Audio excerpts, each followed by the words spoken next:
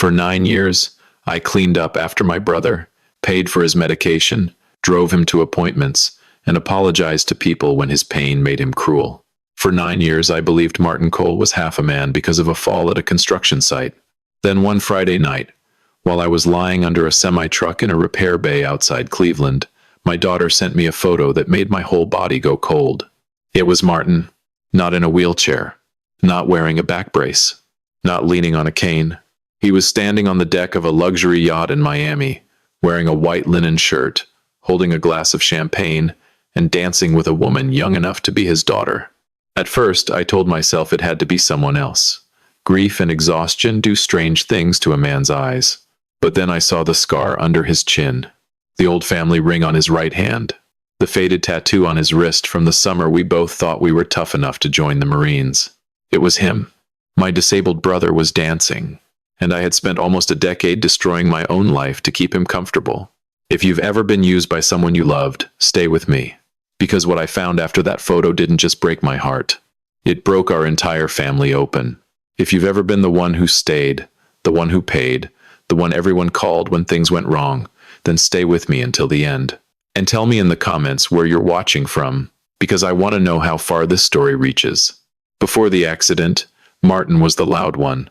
He was the brother who could walk into a bar in a dirty work shirt and leave with 3 new friends, 2 phone numbers, and somebody offering him a job by closing time. People liked him because he made life feel lighter.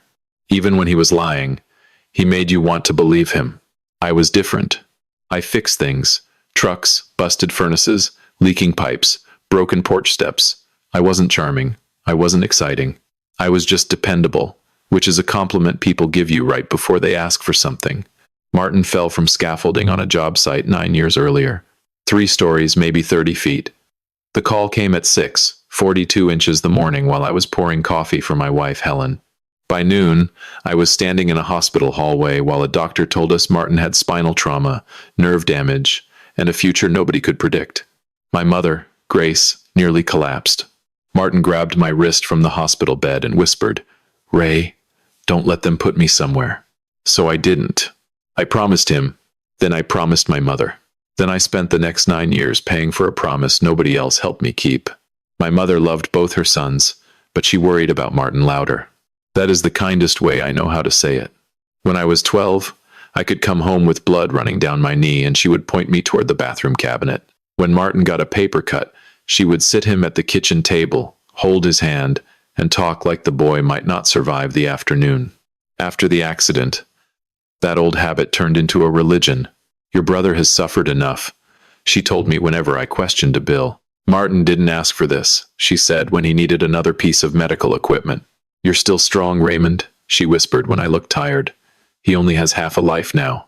So I worked more. I took extra repair jobs after my shift. I missed dinners with Helen.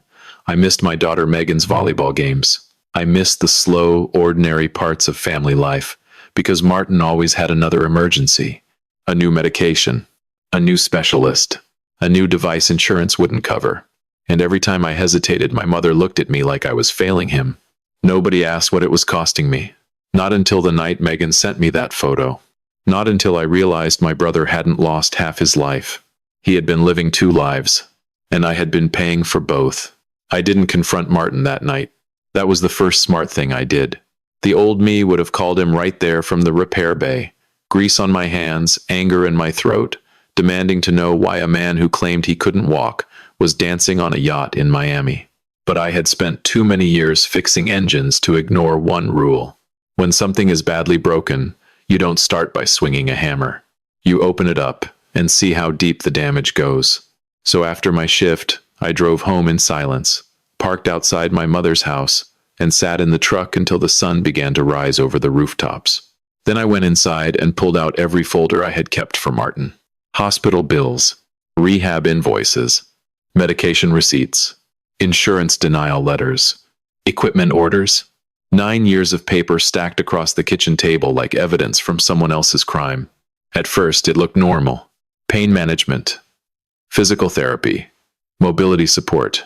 Then I noticed the Florida clinic, Blue Harbor Rehabilitation Center.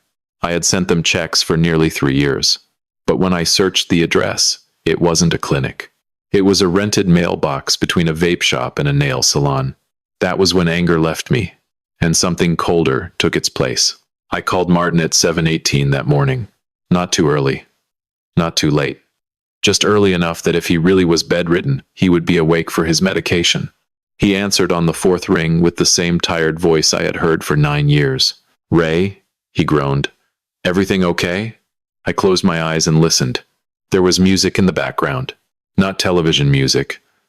Not some hospital drama playing low beside his bed. Real music. Drums, bass, laughter. A woman's voice saying something I couldn't catch. "Just checking on you," I said. "How's your back?" He sighed like a martyr. "Bad, real bad. I barely slept. Legs are burning again. Doctor says it might be nerve flare-ups." I looked at the printed photo on my kitchen table. Martin's legs looked fine in Miami. "Where are you?" I asked. There was a pause. "At home," he said. "Where else would I be?" Behind him, someone laughed again. Then came the unmistakable sound of wind hitting an open phone microphone. "You sure?" His voice sharpened. "What kind of question is that?" I smiled, though there was nothing funny in me. "No reason," I said. "Rest up." Then I ended the call. And for the first time in 9 years, I saved the recording. Megan came over that evening with a look on her face I hadn't seen since her mother's funeral. Not sadness. Anger. She dropped her purse on my kitchen chair and pointed at the photo I had printed. "Tell me you see it now." I didn't answer, because fathers have a bad habit of needing proof long after their children have already accepted the truth. Megan was 32, a school counselor, and the only person in my life who still spoke to me like I was worth saving. She picked up one of Martin's rehab invoices, looked at the amount, and laughed once without humor. "Dad, do you know what this is?" "A bill." "No," she said. "It's a receipt for every birthday you missed, every dinner you left early, every time Mom needed you and Uncle Martin suddenly had another crisis." Her voice cracked on the word Mom. That hit harder than the photo. Helen had died 6 years earlier after a short, brutal fight with cancer, and even during chemo, even while she was fading in a recliner beside the living room window, Martin still called. Still needed money. Still needed rides. Still needed me. Megan looked me straight in the eyes. "He didn't just steal your money, Dad." She tapped the stack of invoices. "He stole you from us." And I finally understood what his lie had really cost. The next morning I drove to Cleveland with a banker's box full of Martin's paperwork riding in the passenger seat like a corpse. The attorney's name was Elena Price. Her office was on the 6th floor of an old brick building near Playhouse Square, the kind of place that smelled like coffee, printer, ink, and people trying not to cry. She was in her early 50s, silver threading through her dark hair, with eyes that made you feel like lying would be a waste of everyone's time. I told her I wanted to know whether I could legally stop paying for my brother's care. She listened without interrupting. Then she opened the first folder, then the second, then the third. By the time she reached the Florida clinic invoices, her expression changed. Not surprise. Recognition. "Mr. Cole," she said carefully, "this is not just a family dispute." She laid the papers flat on her desk and turned one invoice toward me. "This provider doesn't appear to be licensed in Florida. These billing codes are inconsistent. And if your mother signed any financial documents while cognitively impaired, that becomes a much larger problem." My mouth went dry. "What kind of problem?" Elena removed her glasses. "Elder financial abuse, insurance fraud, possibly forged medical documentation." Then she said the sentence that changed everything.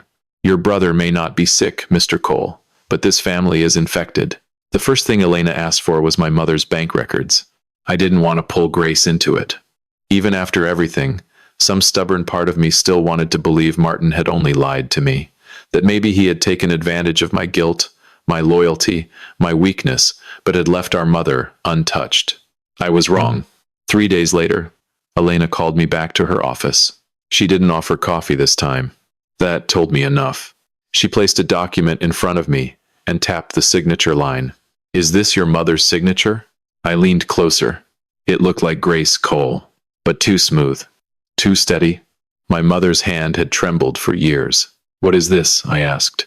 "A second mortgage on her house," Elena said. "Taken out 18 months ago." The room tilted. "For how much?" $186,000. I stared at her. My mother's little white house in Parma, the one my father had paid off before he died, had been quietly chained to a debt none of us knew existed. Where did the money go? Elena slid another page across the desk. Blue Harbor Mobility Solutions LLC. I knew that name. Blue Harbor. The fake rehab clinic. And under the company registration was a woman's name. Vanessa Reed. The same woman dancing with Martin on the yacht. Before I tell you what I found in Miami, I want to ask you something. If this were your brother, would you confront him right away, or would you collect every piece of evidence first? Comment face him or get proof below. Because the choice I made next changed everything. I flew to Miami on a Wednesday morning with one carry-on bag, a cheap phone charger, and a folder of lies. I didn't tell my mother. I didn't tell Martin. Only Megan and Elena knew where I was going. Miami felt like another planet compared to Cleveland in November. The air was warm, wet, and expensive. Palm trees lined the roads like they had never heard of winter, and every car near the marina looked like it cost more than my first house. I checked into a motel, 6 blocks from the water, the kind of place where the ice machine rattled all night and nobody asked questions if you paid cash. The next morning, I waited outside the marina with a baseball cap low over my eyes. At 10:42, Martin arrived. He stepped out of a black sports car. Not slowly, not carefully. He moved like a man who trusted both legs.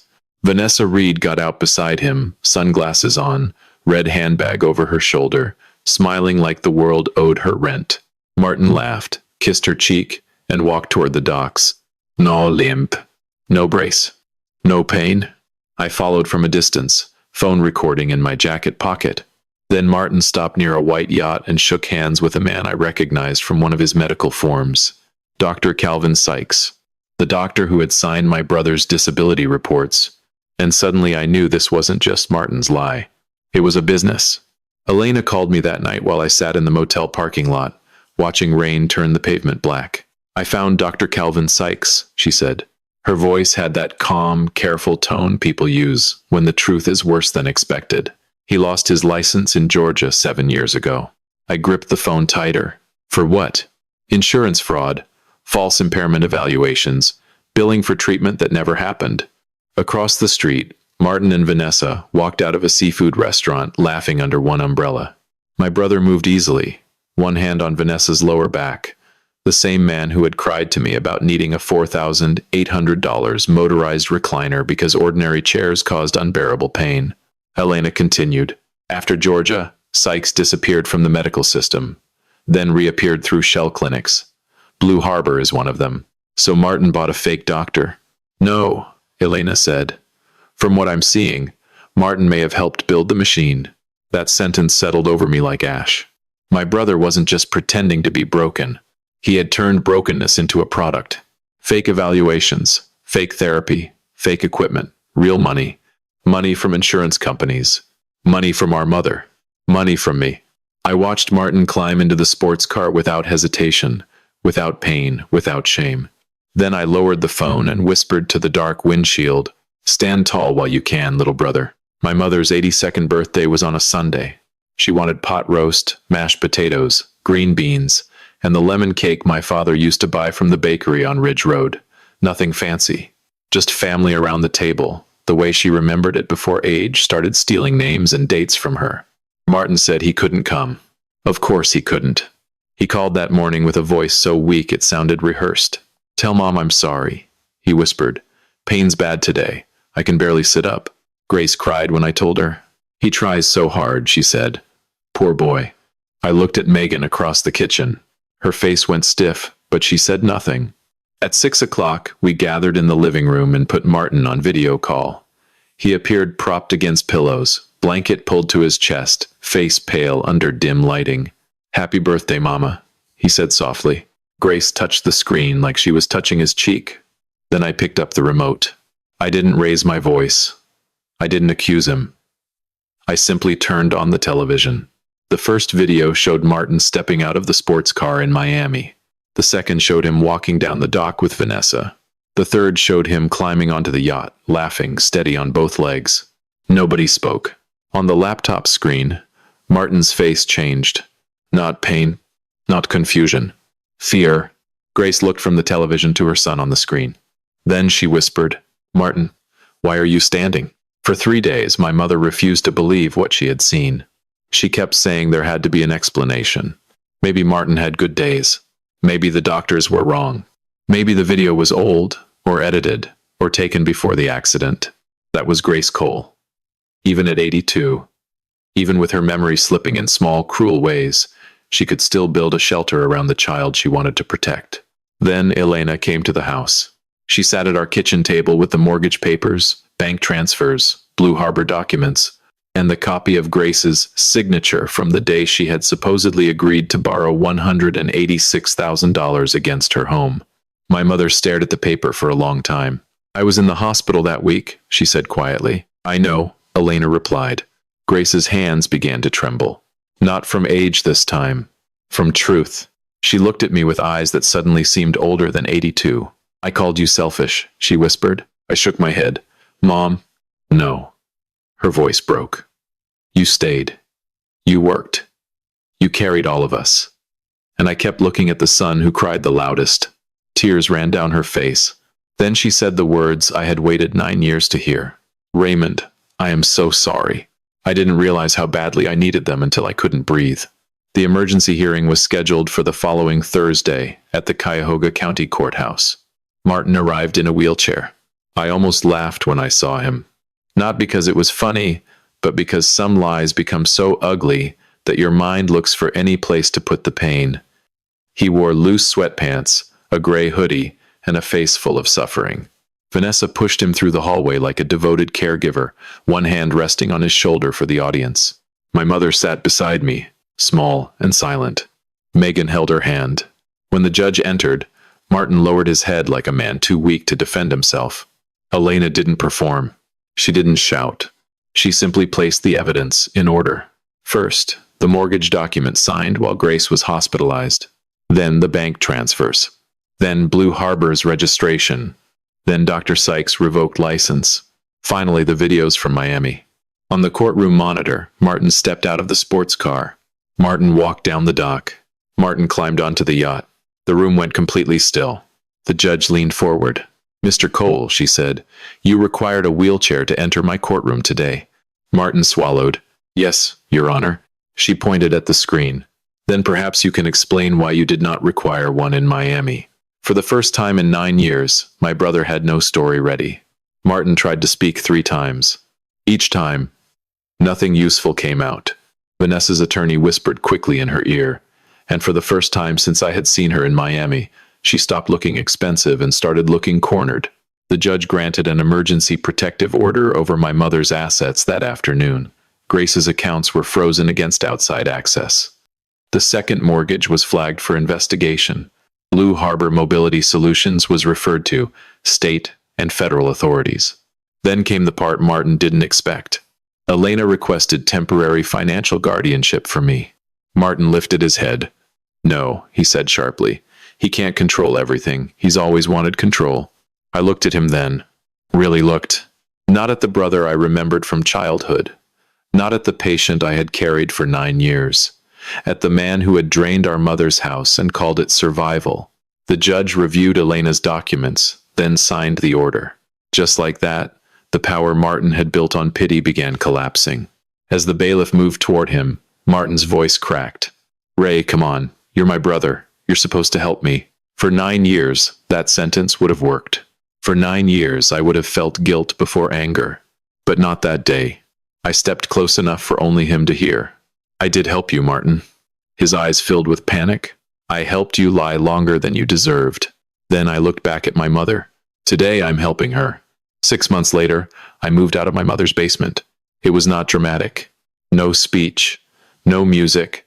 No sunlight breaking through the clouds like a movie ending. Just me carrying 2 boxes of clothes, a toolbox, Helen's old photo album, and a coffee maker that still worked if you hit the side just right. Grace was safe now. The investigation into Blue Harbor was still moving slowly, the way legal things do, but the second mortgage had been frozen. Vanessa was cooperating with prosecutors. Dr. Sykes had disappeared for 3 weeks before federal agents found him in Tampa. Martin was waiting for trial. He wrote me 1 letter from county jail. Fourpage. He said he was scared. He said Vanessa manipulated him. He said pain makes people desperate. He said family should forgive family. He never once wrote my mother's name. I folded the letter, put it back in the envelope, and placed it in the bottom drawer of my new apartment desk. Not because I planned to answer, because some things belong where you can see them clearly, but not close enough to poison you. My apartment overlooked Lake Erie. Nothing fancy. One bedroom, old floors, noisy pipes, and a window that caught the morning light. The first Sunday after I moved in, Megan came over with her husband and my grandson, Tyler. The boy ran straight to the window. "Grandpa, you can see the water." I smiled. "Yeah," I said. "I guess I can." Megan stood beside me while Tyler pressed both hands against the glass. "You look different," she said. "Older?" "No." She touched my arm. "Here." She pointed to her own chest. For a while, neither of us spoke. Then I told her something I should have said years earlier. "I'm sorry I wasn't there." Her eyes filled, but she didn't look away. "You're here now." That afternoon, I sat on a folding chair at Tyler's Little League game, drinking bad coffee from a paper cup while the wind off the lake cut through my jacket. My phone rang once. County jail. I let it go silent. Tyler swung hard and missed the ball by a mile. Then he looked back at me, embarrassed. I stood up and clapped like he had hit it clean over the fence. Because that is what staying should look like. Not bleeding yourself dry for someone who uses your loyalty as a leash. Not confusing guilt with love. Not calling abuse family because the person hurting you knows your childhood name. Staying means showing up for the people who still have room in their hearts for you. It means protecting the ones who cannot protect themselves. It means knowing when a promise has become a prison. For 9 years, I thought loyalty meant carrying my brother no matter how heavy he became. I was wrong. Loyalty is not letting one liar destroy everyone who loves him. And if this story hit close to home, subscribe and come back for the next one, because sometimes the quietest people aren't weak. They're just waiting until the truth is strong enough to stand on its own. And my silent revenge was never about ruining Martin's life. It was about finally taking mine back.